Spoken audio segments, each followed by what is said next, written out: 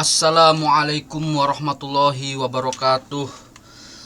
Bismillah, alhamdulillahirabbil alamin, wassalatu wassalamu ala Rasulillah wa ala alihi wa ashabihi wa man tabi'ahum bi ihsanin ila yaumiddin. Berjumpa kembali bersama saya channel Al Husain.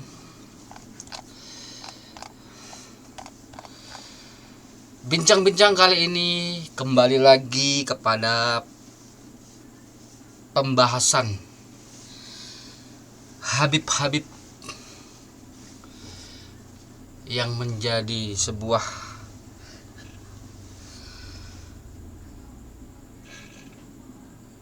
pembahasan yang tidak ada habisnya hingga saat ini. Kita tahu belakangan ini polemik tentang nasab semakin dalam menjurus ke arah sebuah ajaran, sebuah pemikiran yang dilahirkan, dan sebuah gagasan yang menjadi keyakinan untuk menarik umat untuk mempercayai kehaluan-kehaluan di dalam akidah. Dari pernyataan-pernyataan di forum-forum terbuka berbicara tentang karomah dari kalangan Habib Ba'alawi yang berasal dari tanah Hadramaut, Yaman, yang tersebar di antaranya yaitu kisah Habib Syekh Abu Bakar bin Salim yang di dalam ceramah-ceramah yang tersebar oleh pengikutnya atau pecinta-pecintanya yang mengatakan bahwa Habib Syekh Abu Bakar bin Salim jika tidak malu kepada Allah, dia mampu memadamkan api neraka jahanam. Luar biasa ya, Masya Allah. Kemudian ada lagi sebuah video yang tersebar yang dikonsumsi oleh banyak umat, yang didengar oleh kalangan pejabat, kalangan pedagang, kalangan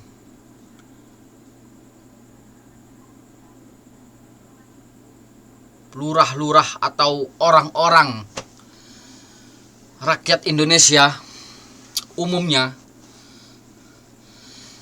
yang dikatakan bahwa dari video tersebut dinyatakan seorang Habib bisa memberi syafaat jika seseorang dikubur di dekat kuburannya, di kuburannya Faqih Al-Muqaddam,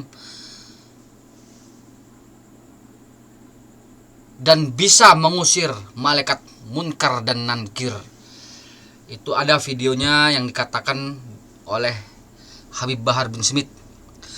Kemudian ada lagi sebuah video bahwasanya leluhurnya para Habib Ba'alawi itu Mi'raj bertemu dengan Allah sebanyak 70 kali dalam sehari, dan sebagainya dan sebagainya dan sebagainya.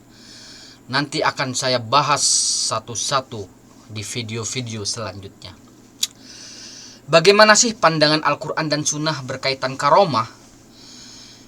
Kita tentunya sudah tahulah jika mendengarkan video dari channel-channel Our Life atau channel Ustadz Zulkarnain El Maduri, bahkan ustadz-ustadz dari kalangan Salafi yang masih memegang prinsip kealamian, ilmiahnya sebuah referensi atau literasi yang ditawarkan oleh umat Islam di Indonesia.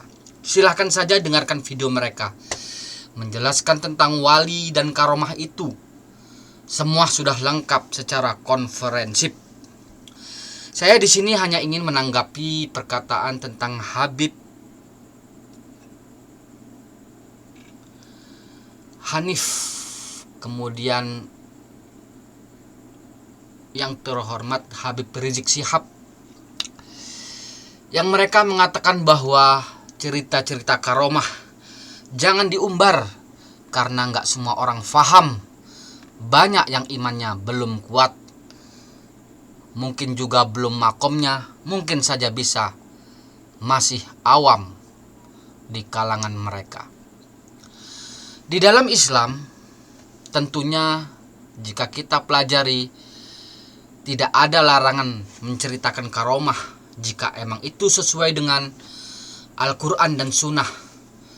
Seperti kisah-kisah yang paling populer di dalam Al-Quran, yaitu kisah Ashabul Kahfi, 7 pemuda yang tidur di dalam gua bertahun-tahun. Ada yang berpendapat selama 309 tahun.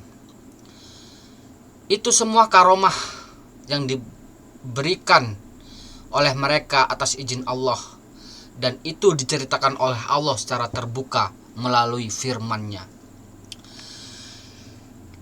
Yang gak saya habis pikir, mereka beranggapan bahwa jika ingin mendengarkan cerita kisah karomah para habib itu harus imannya kuat. Bahwasanya jika ingin mendengarkan kisah karomah para habib itu, syaratnya harus imannya kuat. Jadi kalau kita lebih mendalam, kita pahami dari pernyataan beliau, secara nggak langsung seolah-olah kalangan Ba'alawi saja yang imannya kuat, yang mampu mendengarkan dongeng tersebut atau cerita-cerita kisah tersebut. Yang dalam dunia tasawuf dikatakan kemungkinan makomnya belum sampai, masih makom syariat,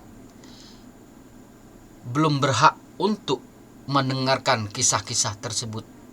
Bisa saja pemikiran-pemikiran itu maksudnya seperti itu.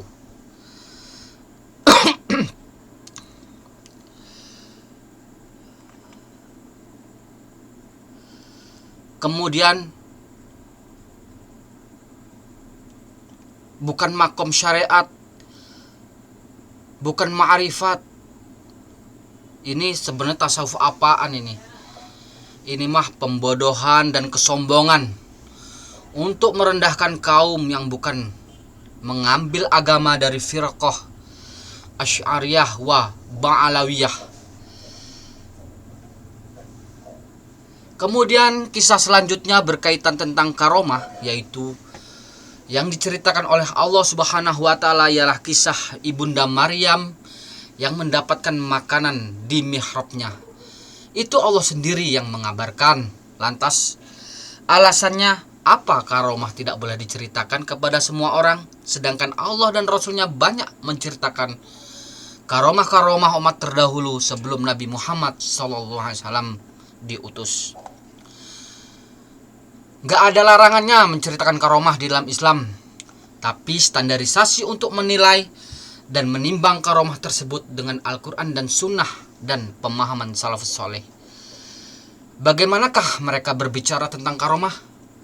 Jika kita banyak membaca semua kitab-kitab, akan kita jumpai dan temukan rata-rata para ulama terdahulu mengartikan karomah itu nggak seperti cerita-cerita Habib ini. Seperti ulama Ibnu Abul Ais Al-Hanafi mengatakan, beliau ulama yang wafat 792 Hijriah, dan Syekhul Islam Ibnu Taimiyah yang mereka ini tidak sezaman tapi mempunyai pendapat yang sama berkaitan karomah, yaitu kata mereka, karomah yang sebenar-benarnya adalah seseorang tetap istiqomah.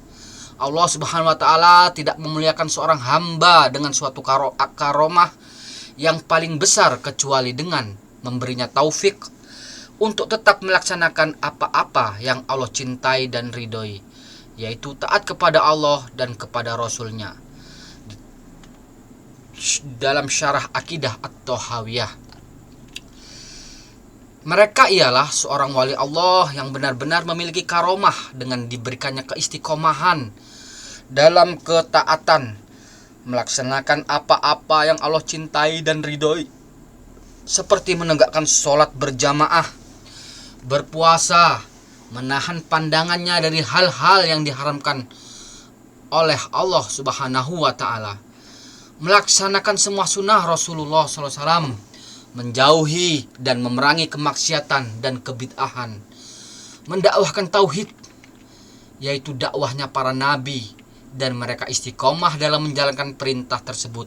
Itu baru wali yang mendapatkan karomah, yaitu sebuah keistiqomahan. Bukan istiqomah ke dalam kesesatan, menciptakan zikir-zikir yang bukan dari Rasulullah Sallallahu Alaihi Wasallam, menciptakan solawat-solawat yang bukan dari Rasulullah Sallallahu Alaihi Wasallam, berjoget ria dengan mengatasnamakan zikir tertentu. Bukan itu dong yang dinamakan amalan untuk mengharap atau mencari karomah. Semua cerita karomah Habib-habib yang bergelantungan di dunia medsos itu tidak akan pernah benar jika diteropong dengan kacamata syariat Islam. Seharusnya para habib ini evaluasi diri, bukan malah membuat doktrin baru dengan mengatakan bahwa cerita karomah itu jangan diceritakan secara terbuka karena banyak umat imannya lemah. Dari zaman Nabi sampai sekarang ini gak ada satupun dalil yang melarang menceritakan karomah secara terbuka. Cobalah tunjukkan dalilnya kepada saya tantang semua tuh. Di mana dalil Al-Quran dan Sunnahnya pelarangan menceritakan karomah? Saya yakin sampai hari kiamat gak bakal ada dalil tersebut. Begitulah apa yang dikatakan mereka berdua, yaitu Ibnu Abul Iz Al-Hanafi dan Syekhul Islam Ibnu Taimiyah, berkaitan karomah sesungguhnya. Itulah sebuah faham kebenaran. Meskipun mereka perbedaan zaman, hidup di beda zaman, jika emang itu sebuah kebenaran, pasti akan bertemu pemikirannya di masa yang akan datang. Begitu juga hingga zaman sekarang ini, pemahaman yang benar-benar berasal dari satu, dari zaman Nabi hingga sekarang, selalu mengalir di orang-orang yang lurus, yang menjadikan Al-Quran dan Sunnah sebagai landasan utama dalam berbicara agama ini. Apa sih sebenarnya alasan mereka melarang menceritakan karomah di tempat terbuka? Kalau saya membaca alasan-alasan mereka yang sudah terlanjur berbicara di depan umum melalui medsos, tersebar luas di aplikasi-aplikasi seperti YouTube, Instagram, Facebook, dan TikTok, ini hanyalah akal-akalan mereka. Karena mereka ini emang beragama memakai metode akal-akalan saja. Haha. Saya yakin jika tidak ditahdzir oleh ustadz-ustadz Wahabi dan kiai-kiai Nusantara yang berhaluan Asy'ariyah, yang bukan garis lurus, yang mereka ini menggugat nasab, pasti seperti Habib-habib yang menurut mereka paling alim, pasti tidak berbicara seperti ini. Kalau kita lihat, kapan sih para habib itu amar ma'ruf nahi munkar di kalangan mereka? Saya kira nggak pernah ada. Bahkan mereka ini saling melindungi dan saling menguatkan jika terpojok. Contohnya saja berkaitan Rhoma Irama tempo dulu, ketika beliau masih muda menasihati Habib yang beliau ceritakan. Nggak taunya malah dipanggil di tempat sepi untuk jangan menasihati Habib lagi. Artinya emang mereka itu payah dan tidak mau menerima nasihat. Itu zaman dahulu loh, beliau masih muhibbin kelas kakap. Apalagi setelah ada polemik nasab dan gak pro dengan mereka, boro-boro pasti diterima. Mungkin didengarkan saja, tidak sebuah nasihat. Ingat, Habib Hanif menceritakan karomah itu diperbolehkan dalam agama, seperti Allah menceritakan kisah karomahnya Ashabul Kahfi, menceritakan karomahnya Ibunda Maryam, dan kisah-kisah lainnya di dalam hadis.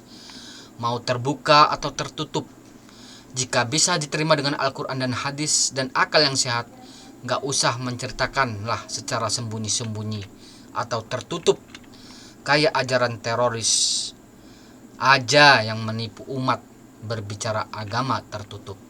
Sekarang ini zaman sudah terbuka. Demikianlah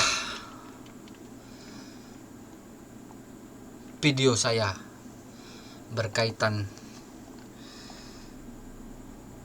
khurafat-khurafatnya para habib. Semoga para habib ini mau berevaluasi diri, memperbaiki